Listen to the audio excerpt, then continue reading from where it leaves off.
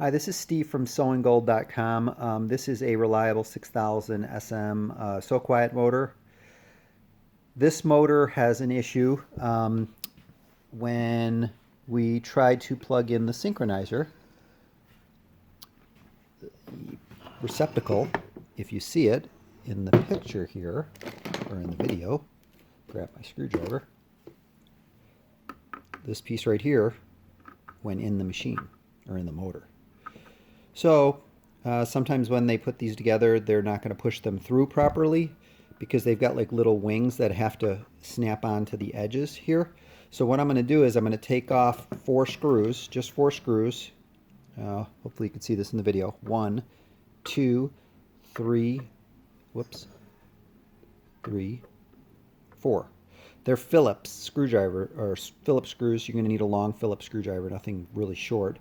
I'm going to pause the video while I loosen all these screws. Not going to take long, but you don't need to see me loosening screws. So I'm going to loosen all 3 of the screws, and then I'm going to take the housing off. I'll take the housing off when I have the video recording again.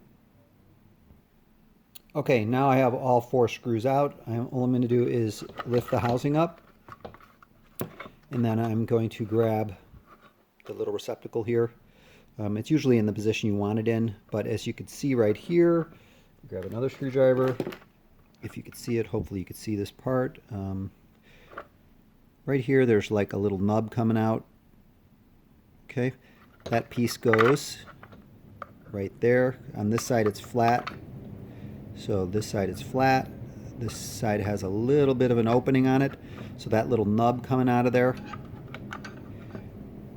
is going to go toward the bottom or toward the right in the video. Or no, it's actually the bottom in the video, sorry. Okay, so I am going to just push it through, and then those little wings will snap on either side. Okay, I'm going to just give it a push, and it clicks through. Okay, so now it's going to be nice and tight. The next thing I'm going to do is put the housing back. Pretty much goes exactly the way you had it, but just want to make sure you slide it in properly.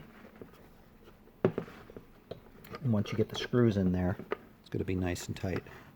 Okay, so now I have the housing in there. I'm going to grab my 4 screws. There's my 4 screws. Throw 1 in each corner.